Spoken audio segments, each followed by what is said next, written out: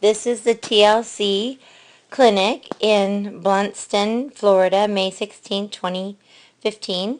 And this is Jessica K. And she, as both of her runs are here side by side. And Jessica, you did a really good job today. But my concern with your horse Cash, he's 20 years old and he knows his job. You had a really good run in the morning and even faster in the afternoon. Your morning time, let's see, it was a 17.875, and in the afternoon it was 17.572. So you shaved off 3/10, but my concern is he's shaking his head. I checked his teeth. I checked the Jim Warner you have on him. It was fitting right. I just think that your hands are still learning to give and take in the turns, and that's why he's shaking. So my suggestion for competition might be to put him in an S-hack. It's lighter, and if you bump him, he may not shake his head until you get better at that. And then in the meanwhile, when you tune on him during the week, because he tends to get kind of strung out, he's a big boy, and overbends his face and kind of swings his hind end, you may want to put him in a little lifter bit, kind of a medium shank with maybe a medium twist or something, 2-piece or a 3-piece dog bone twist.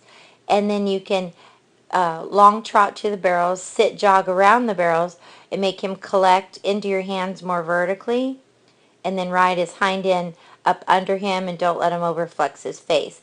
So basically you'll get more collection vertically and then a little bit of lateral flexion, just where you soften his shoulder and keep his hip in, but don't get too much face. I don't know if you noticed I did that on a few horses that I got on. So I'm going to let your videos go through slow play now and kind of zoom in for you. And, you did get better. The afternoon, you just forgot which hand to go to the horn with on first. So when you got there, I'm going to let this one catch up a little bit. When you got there, you were just kind of on the wrong hand on the on going around the barrel. So it kind of startled him a little bit, but he's still a good boy. See how it kind of pulled his head out to the side? And, in each barrel, we want to be really careful with that. You recovered okay from it. By the time you figured it out that you were on the wrong hand on the rein, and then he kind of had to pull his head out, and then you swapped over here. But both times you're not finishing your barrel, if you'll notice how far out away from the barrel you are. So I'd rather see you slow things down and get it more correct. I mean, you made those kind of mistakes and was still a high 17.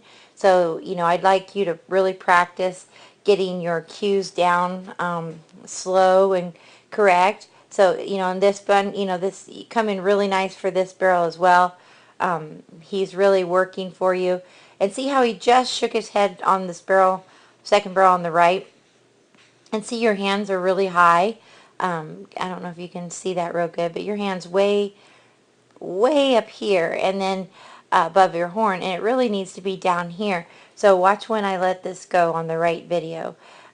See him watch right there. He's going to shake his head, and he's just not a happy boy. So we need to get you a little bit more on. I'm going to look at the left video and see if he shakes his head here too.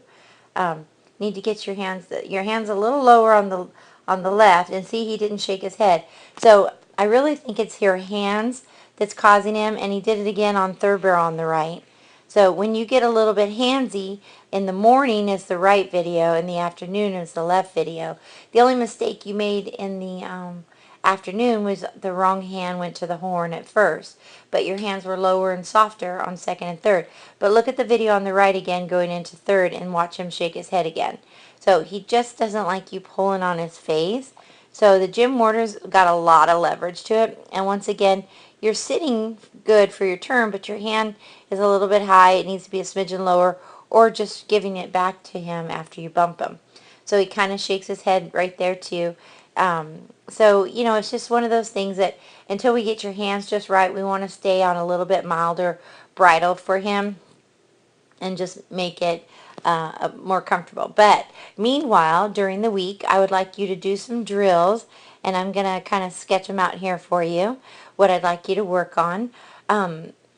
Because we want to get your hands working low, I would like you to maybe set up a situation where you're doing, you could even do, put 3 barrels in a row and just work on riding straight, sitting when you get to the barrel, and then work on shaping as you go around the barrel with give and take, and then extended trot, sit, jog, and circle again, give and take, and just get your hands really light.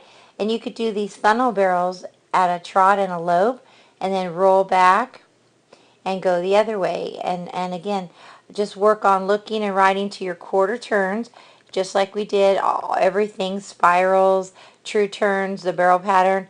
Just focus more on looking at your quarter turns and your pinky. Use your pinky only with a little bit of leg pressure to drive him through his turns.